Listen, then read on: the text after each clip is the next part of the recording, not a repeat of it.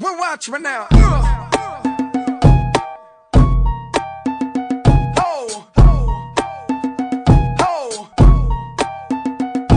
Come on.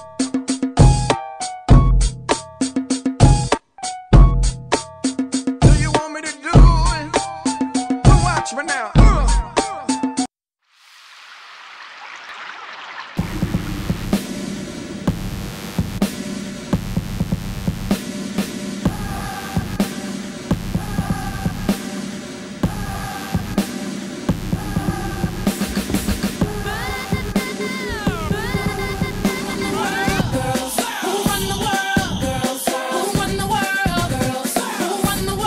Wanasema kwamba kwa kila mwanaume ambaye akafanikiwa nyuma kuna mwanamke.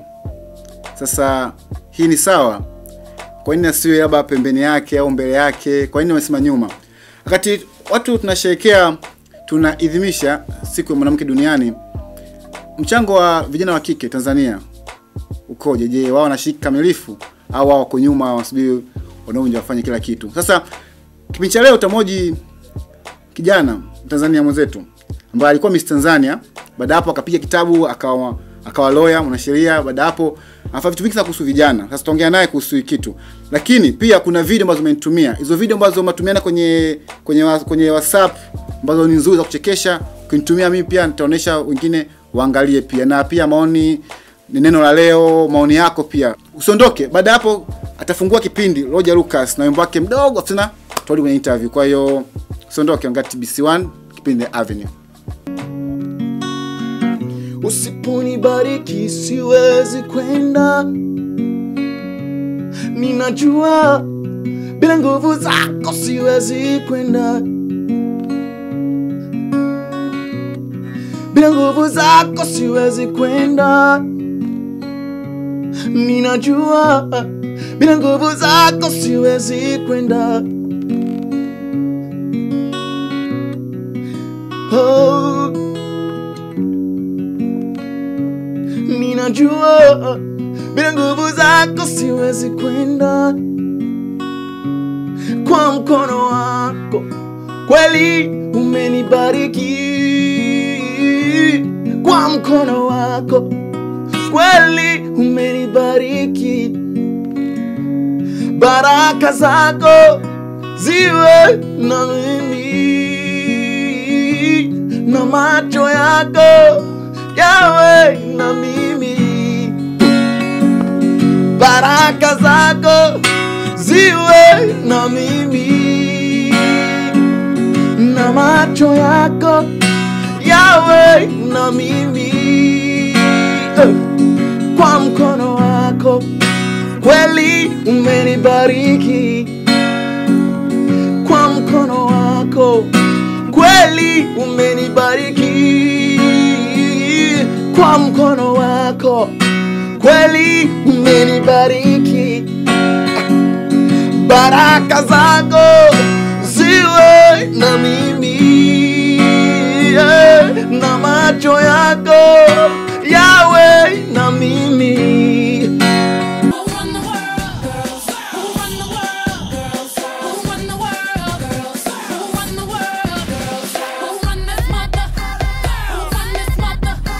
Leo kwenye The Avenue. Siamini kwamba nina haja ya kushindana na mwanaume ili niweze kumpita yule mwanaume, niweze kufika pale. Nafasi iko pale kwa ajili ya mtu yoyote. Kwa hiyo tukiweza kumtengenezea huyu mtoto wa kike mazingira, na wa kiume pia mazingira, na wa baba jamani.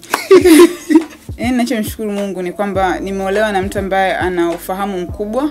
Yeye kama mume wangu kazi yake kubwa ni kuweza kunipa kama nafikiri nasema kumpa mtu moyo, kunipa mimi hapa hamasa ili niweze kuchanua zaidi. Leo tunaongea na Faja Kote Nyarandu. Alikuwa Miss Tanzania, lakini beauty na brains pia. Kapiga kitabu, akawa mwanasheria, lawyer. Anafanya vitu vingi sana za vijana kuhusu elimu na kila kitu. Sasa tuongea naye atuambia kiundani zaidi. Kuna mwanaharakati fulani South Africa, Desmond Tutu, alisemaje wanaume tumeshindwa kuongoza dunia hii hapa. Na tumeleta vita vitu vingi sana ili dunia iwe nzuri zaidi, wanawake waongoze. Sijui na ukweli kiasi gani. Dada karibu. Nifungue nikisema kwamba msemo wa kila mwanaume ambaye kafanikiwa mwanamke anatakiwa kuwa nyuma, kuna mwanamke nyuma yake, ina ukweli kiasi gani? Na ni sawa? Nadhani kama ulivyokuwa umeanza kuongea hapo awali kwamba akiwa pembeni yake inaweza kuwa ni sahihi zaidi, lakini haimaanishi pia kwamba nyakati nyingi mwanamke ndio ambaye inawezekana anatengeneza mazingira au anajaribu kumpa moyo, anampa hamasa.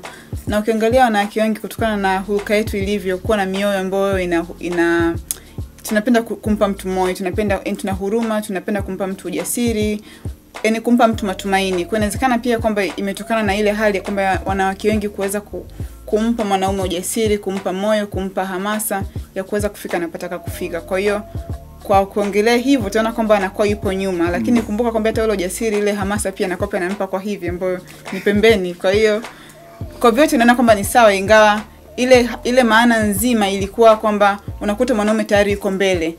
Lakini kwa wakati huo unakuta yule mwanamke labda hayupo kwenye nafasi ya mwanaume, yuko nyumbani. Lakini kuonyesha kwamba yule mwanamke aliyeko nyumbani pia ana nguvu, basi wakatengeneza huo msemo kuonyesha kwamba yule mwanaume alivyo pale mbele, hakufika pale mbele kwa jitihada zake binafsi tu, pia kuna mwanamke, mke wake aliyeko nyumbani alomfikisha. Kwa msemo ubadilike au ubaki hivyo hivyo? Msemo huo ukiangalia msemo kutokana na muda ambao ulitengenezwa, ulikuwa ni kipindi fulani cha historia ambako wanaume wengi ndio walikuwa wanashika nafasi za uongozi, walikuwa wanaonekana. Kwa hiyo ilikuwa kwamba kuna sura za wanaume nyingi kwenye hizo nafasi, lakini hatukujua pia kwamba kuna sura za wanawake nyingi nyuma hizo sura za wanaume ziko nyumbani. Kutokana na wakati wa kihistoria wa hilo neno, huo msemo kuanza kutumika. Lakini nyakati zimebadilika. Sasa hivi unakuta kwamba kuna wanawake wengi ambao wako mbele, ambao wanaume wao pia hatuwafahamu kama ambavyo wanaweza kuwa wanafahamika, ambao pia sasa hapa tuseme pia kwamba sasa mbele ya mwanamke alofanikiwa kuna mwanamume nyuma. Kwa hiyo unaona kwamba ni nyakati tu zimebadilika, na kila muda fulani wa kihistoria huo unaibua misemo yake.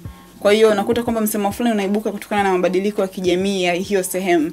Kuna hii siku ya wanawake duniani, sawa? Vijana wa kike Tanzania unajua nafasi yao kwenye maendeleo ya Tanzania, mchango wao, unajua kwamba their responsibility?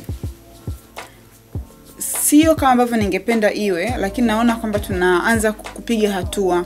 Wanawake, wasichana wanaanza kuelewa wao nafasi zao, wanaanza kujitambua, na ni hatua ndogo, si hatua kubwa. Changamoto bado ni nyingi, na mimi tu wito wangu tu ni kwamba natamani wanawake wote na wasichana, hasa wasichana, kwa sababu inabidi ianzie katika umri mdogo. Ukitaka mwanamke aweze kuweza na aweze kuwa na uwezo fulani wa kumudu kazi zake, au uwezo fulani wa kuweza kuwa katika nafasi labda ya uongozi au nafasi fulani katika jamii yake, lazima ianze katika umri mdogo. Kwa hiyo naona kwamba tumepiga hatua kiasi, lakini kuna haja ya wanawake wao wenyewe kujitambua na wakiwa wadogo zaidi katika umri wa usichana. Kwa hiyo kazi hiyo pia haiko kwa mtu mmoja, ipo pia sisi wenyewe mtaani tunavyowachukulia wasichana, tunavyochukulia watoto wa kike majumbani kwetu, tunavyochukulia watoto wa kike. Unaona kwamba mwingine anamwambia mtoto wa kike aoshe vyombo, mvulana akasome. Yaani kwamba huyu hataki kusoma, huyu ndio anataka. Bado ipo sana. Iko sana. Naona kwamba wakirudi kutoka shule, mtoto wa kike hapati muda wa kujisomea au muda wa kufanya mazoezi kama ambavyo mtoto wa kiume anapewa nafasi. Mtoto wa kiume ataambiwa wewe kasome, acha dadako akapike. Tokea mwaka 2004 umekuwa ni public figure. Miss Tanzania, media inakujua, kila mtu anakujua. Mpaka sasa hivi issue gani ambazo umezifanya kusaidia vijana, wanawake na wavulana, wavulana pia? Ni nyingi, sisi tunaongelea ipi? Sijui, labda I think kikubwa ni kwamba mimi naamini kwa natumia sauti yangu katika nyanja tofauti, na naamini ya kwamba na sauti ambayo inaweza kusikika. Nilianzia hapo. Ile hali ya kuthubutu ni kwa sababu kama nilikuwa nasema nilijitambua na nikaona kwamba mimi kama ninapata fursa, basi nitatumia fursa hiyo, nisio peke yangu pale, nivute na wengine pia, tusogee wote. Kwa hiyo ukiangalia shughuli zangu nyingi nilikuwa nikifanya, nianza shughuli hizo kijamii katika umri mdogo kabla hata sija Miss Tanzania. Bahati nzuri tu Miss Tanzania kanifanya nikajulikana zaidi. Lakini nyingi kwa ni kwenye kumjenga mtoto wa kike, kumjenga kijana ili awe na uwezo. Na naamini sana katika elimu. Elimu najua kwamba ndio msingi wa mtu kuweza kuelewa na kuweza kujielewa. Na huo uwezo ambao mtu anao ndani yake utatoka nje baada ya kuelimika.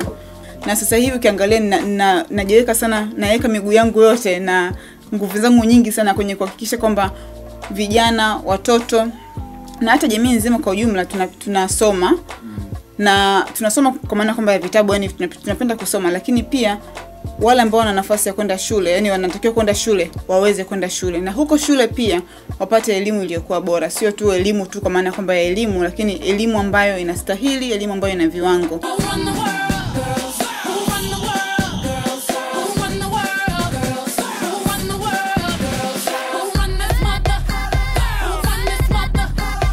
Ili wanawake waweze kuongoza au kupata nafasi zaidi, elimu ni muhimu sana.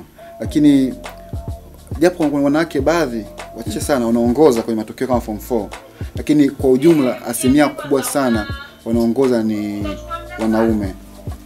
Unafikiri solution ni nini? Kama nilivyokuwa nasema, inaanzia nyumbani. Yaani kwamba ile hali ya kustahili, kwamba tunastahili kufanikiwa, tunastahili kuwa bora, tunastahili kuwa katika nafasi zilizokuwa nzuri, nafasi zilizokuwa muhimu katika jamii yetu. Wanawake wengi na wasichana wengi hawaamini hivyo. Kwa unakuta kwamba mtu anafanya kitu kama tu basi bora liende, na hachukulii ile kwamba ishi kwa umakini, anachukulia kama mzaha fulani. Na hata kiangalia kwa mfano sehemu kama masomo kama ya sayansi, kuna changamoto pia kwa sababu wanawake wengi pia wako nyuma sana kutokana na ule ugumu ambao tunaufikiria. Sio kwamba ni ngumu, inawezekana, lakini sio kama mtu anakuta hana uwezo, tayari kashafikiria ule ugumu kama mara 10, wakati labda angejaribu angeweza. Kwa kikubwa inaanzia kwenye kichwa tu, kwamba ukianza kujidumaza kwa uwezo wako, ukianza kuudumaza, huo uwezo hautokaa ukue na kuchanua, utakuwa umedumaa. Moja ya project ambazo tunazifanya ni Shule Direct. Ndio. Kwa wale ambao hawajui ni nini? Shule Direct ni project yetu ya isiyo kwa serikali na pia isiyo kwa ya faida, kwa ajili ya kusaidia upatikanaji wa elimu mbadala kwa wanafunzi walioko sekondari.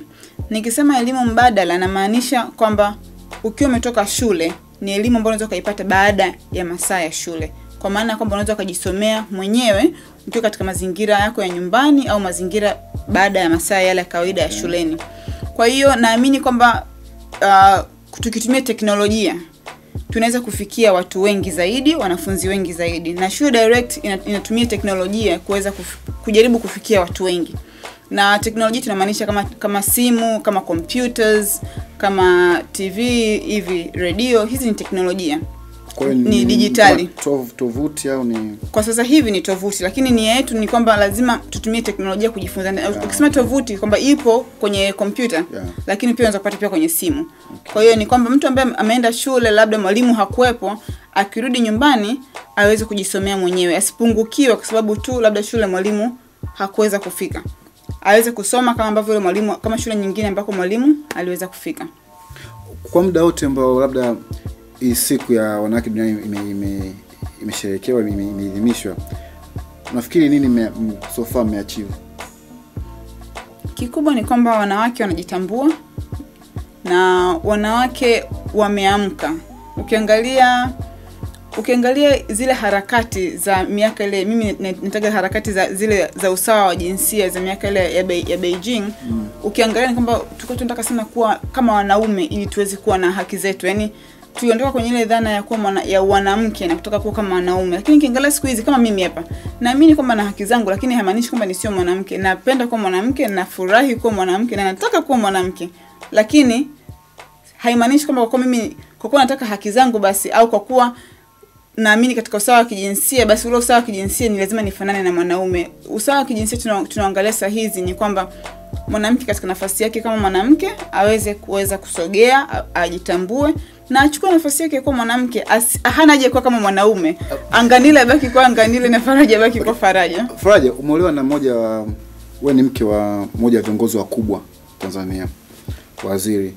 Unafikiri hii imeweza kukuzuia au kufanya baadhi ya your dreams kwa kama Faraja usizifanye, dreams zako mwenyewe bana, mimi nafanya hii kama Faraja kakuzuia? Ninachomshukuru Mungu ni kwamba nimeolewa na mtu ambaye ana ufahamu mkubwa na yeye mwenyewe anajiamini sana, kwa maana kwamba sasa nifika nasema anajiamini katika ule wanaume wake.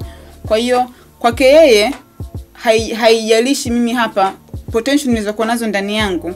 Yeye kama mume wangu kazi yake kubwa ni kuweza kunipa kama nifika nasema kumpa mtu moyo, kunipa mimi hapa hamasa ili niweze kuchanua zaidi. Na kwa sababu kumbuka kwamba ndoa ni ushirikiano, na ndoa ambayo imejengwa katika misingi mizuri haiwezi kuona vibaya kwa mwingine kufanikiwa pia. Kwa hiyo nashukuru kwamba namshukuru Mungu nimepata mume ambaye ana uelewa mkubwa na ananipa moyo na ananipa hamasa, na ndio maana leo hii pia niko hapa, ni kwa ruhusa yake. Kwa hiyo unakuta kwamba ni mtu ambaye anakubali na anatambua umuhimu wa mtu, sio mimi kama Faraja, mwanamke yoyote ambaye au mtu yoyote ambaye ana uwezo, basi tumie uwezo wake kwa manufaa ya jamii. Ili mwanamke aweze kusonga lazima ashindane na mwanaume. Siamini hivyo kabisa, nilikuwa nasema, yani sioni haja ya kuwa kama mwanaume. Hapa kwenye kazi, tuseme kama vile kwa mfano bungeni, wanawake wanataka 50% kwa 50. Na wanaume. Nafikiri hiyo ndio jinsi ya kuweza kupata usawa kwa wanawake. Kwanza mimi hapo kinaweka mimi peke yangu na wanaume 10 naweza pia nikashinda wote. Kwa hiyo kwa hiyo yani okay, yani kikubwa ni kwamba jinsia sio kigezo cha mtu cha mafanikio. Jinsia ni jinsia, kama vile ambavyo kusema mtu ni mweupe na wewe ni mweusi. Lakini kuna changamoto ukiwa jinsia ya kike na kuna changamoto ukiwa jinsia ya kiume. Na kuna vitu fulani utakuwa labda hawezi kuhusika navyo na uelewa wako kutokana na jinsia yako pia. Lakini ikifika kwenye swala la uongozi au ikifika kwenye swala la mwanamke kuwa na nafasi fulani, siamini kwamba nina haja ya kushindana na mwanaume ili niweze kumpita yule mwanaume, niweze kufika pale. Nafasi iko pale kwa ajili ya mtu yoyote. Mtu kwa maana kwamba mtu anaweza kama mwanaume au kama mwanamke. Kwa kuwa nafasi iko pale kwa ajili ya mtu, na kama tunatoa mfano ni kwamba kwenye hiyo rasimu I think umesema kwamba ni mtu. Kwa hiyo kama ni mtu, huyu mtu anaweza kuwa mwanamke au anaweza kuwa mwanaume. Kwa hiyo mwanamke mpaka hapo ana nafasi sawa ya kuweza na yeye mwenyewe, sio kushindana na mwanaume, kushindana na yeye mwenyewe. Yaani kushindana na yeye mwenyewe kwa maana gani? Kushindana kwanza na yeye mwenyewe, kupinga zile sauti zinazomwambia kwamba hawezi, kupinga zile dhana za jamii kwamba labda hawezi. Yeye mwenyewe kwanza kuweza kujitambua na kuweza kutoa ule uwezo wake ili aweze kufika pale, lakini haimaanishi kwamba ana haja kushindana na huyo pembeni yake. Ayo mwanamke, ayo mwanaume. Lakini wakope wanagombea, wagombee tu. Yaani sikana kwa anagombea na mwanamke mwenzako au kugombea na mwanaume. Kuhusu kugombea, viti maalum, wabunge viti maalum ambao wanapewa wanawake, ni sawa sio sawa?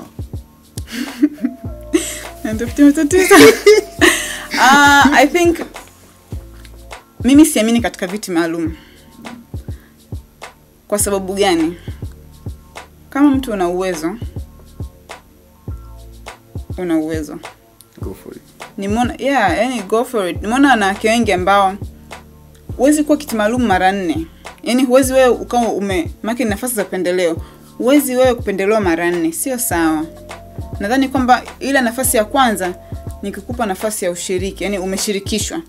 Sasa ukishashirikishwa basi inabidi uenee katika ile nafasi yako uloshirikishwa, na sasa kwa kuwa utakuwa umeshaenea, uwe na nguvu za kutosha za kusema kwamba safari ijayo mimi hapa nitagombania mwenyewe. Hata kama atokee mwanamke mwenzangu nitagombania naye, mwanaume nitagombania naye, mtu yoyote nitagombania naye.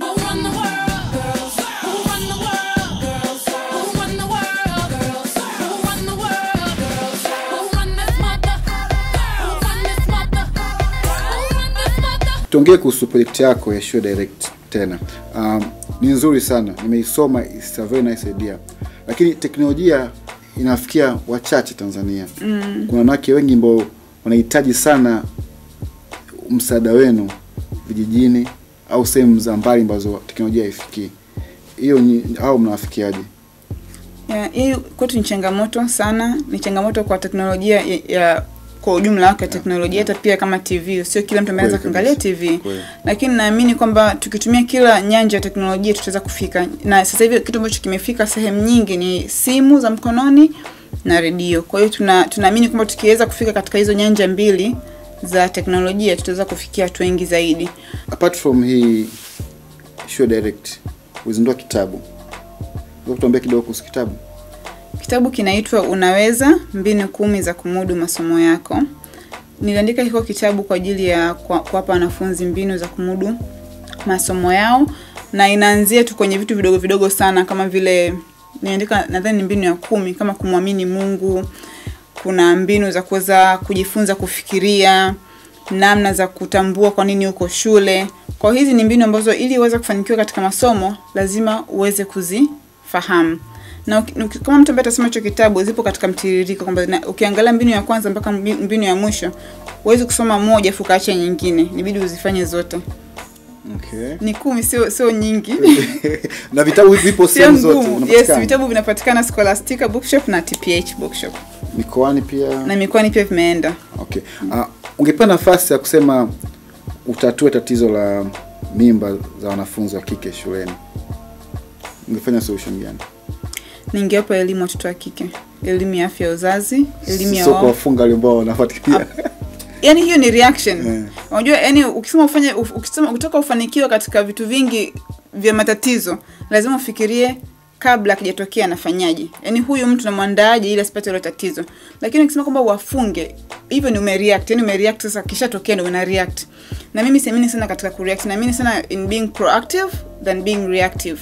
Kwa hiyo tukiweza kumtengenezea huyu mtoto wa kike mazingira na wa kiume pia, mazingira na wa baba jamani.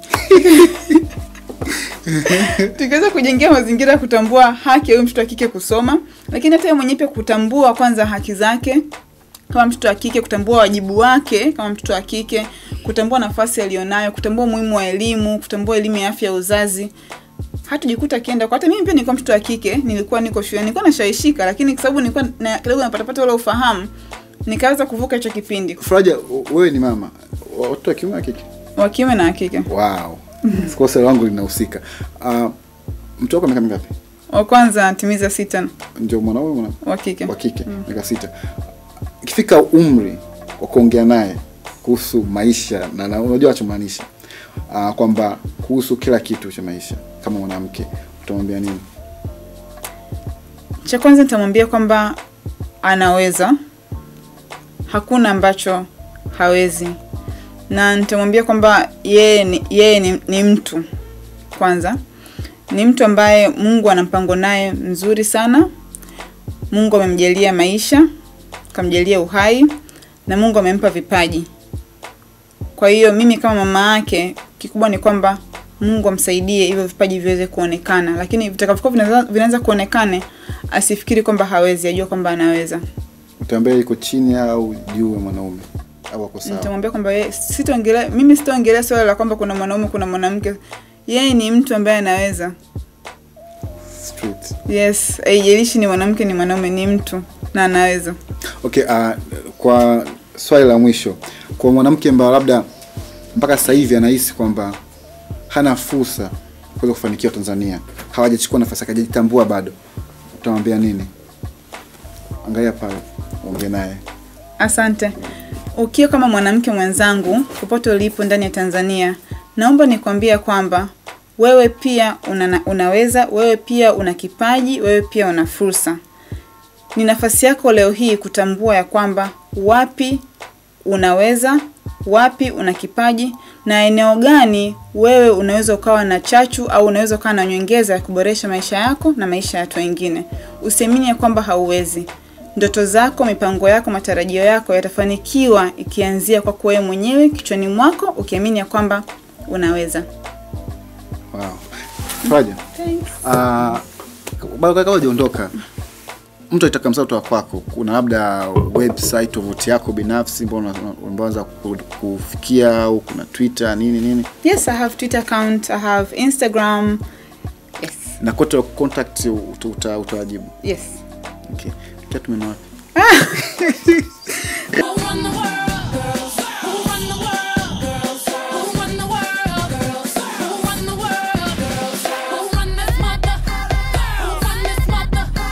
Tulikuwa tunaongea na Faraja Kotu Nyalandu, kijana wa Tanzania ambaye anatumia nafasi yake kuweza kusaidia wanawake wengine. Na mimi naamini sana kwamba wasichana, wanawake wakipewa nafasi wanaweza. Hapa TBC boss wetu wote, boss Edna, Lilian, boss Ngasala, wote wanawake ambao watuongoza na kazi yao wenyewe mnaiona nzuri. Kwa hiyo mwanamke akipata nafasi yake anaweza.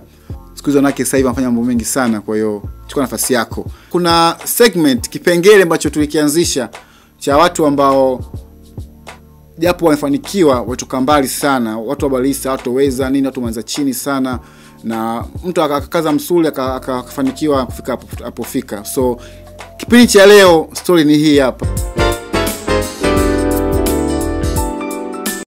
Leo kwenye Kutoka Chini tunamwangalia kijana wa kike kutoka nchi ya jirani Kenya. Tunakutana na Lupita Nyong'o, msichana ambaye alikuwa kila siku tokea kwa mdogo anamwomba Mungu ambadilishe ngozi yake hiyo nyeusi na awe mweupe, kwa anajiona ngozi yake hiyo nyeusi sio mzuri hata kidogo na hakujipendi kabisa. Mpaka siku moja alipoangalia TV na kumuona mrembo kutoka Sudani Alekiweki, ambaye watu wengi walimsifia kwa ngozi yake hiyo nyeusi. Na kuanzia siku hiyo akagundua kwamba uzuri sio tu ngozi ya mtu, bali jinsi ulivyo na upendo na amani moyoni, na jinsi wewe ulivyo na upendo na watu ambao wanakuzunguka. Dada huyu ambaye alikuwa akiigiza kwenye tamthilia nchini Kenya inaitwa Sugar, alibahatika kuigiza kwenye filamu ya Steve McQueen's inayoitwa 12 Years a Slave, inahusu utumwa, na kupata tuzo ya Oscar ambayo hata mastaa wakubwa nchini Marekani ambao wameigiza kwa miaka mingi sana hawajawahi kupata. Na yeye ilikuwa ni mara yake ya kwanza tu kuigiza kwenye filamu kubwa kama hiyo Hollywood. Mwisho wa siku, haijalishi Mungu alivyokuumba, bali ukijiamini na malengo yako utafanikiwa.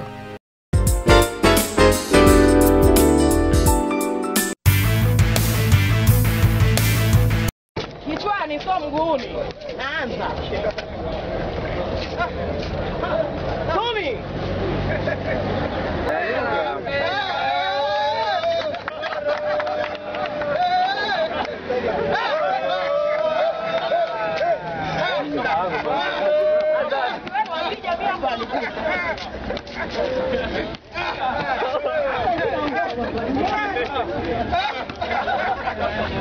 Shingoni ngapi?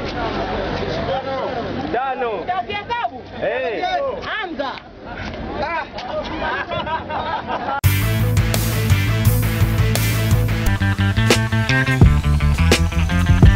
Neno la leo ni kwamba wewe mwenyewe unaweza kaa ndio kizuizi cha mafanikio yako. Shukrani sana kwa wewe ambao unaangalia kipindi cha The Avenue mdau hapa. Kama ni unga TBC1, unapita kwenye Michuzi blog, kwenye YouTube, kote pale ulipo kuna watu ambao wako Marekani, Canada, Sweden ambao wanaangalia na wanacomment, wanatumia kwenye WhatsApp. Shukrani sana kutumia muda wako kuongea na mimi ili tuweze kufanya mabadiliko katika nchi yetu, vijana tuweze kusonga mbele. Mpaka next time. Designer wa nguo Makeke Fashion. Aliyenyoa Machibu Baba Shop. Tabata Kimanga kwetu kule. Mpaka next time. Peace and love. Amani na upendo kwako wewe. I'm out.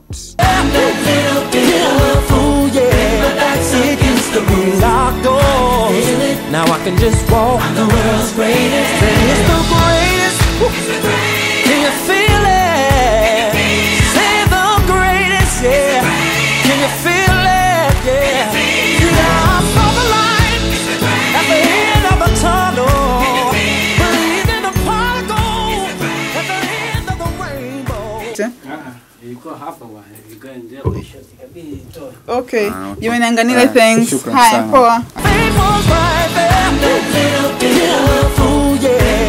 Against the moon. Locked door. Now I can just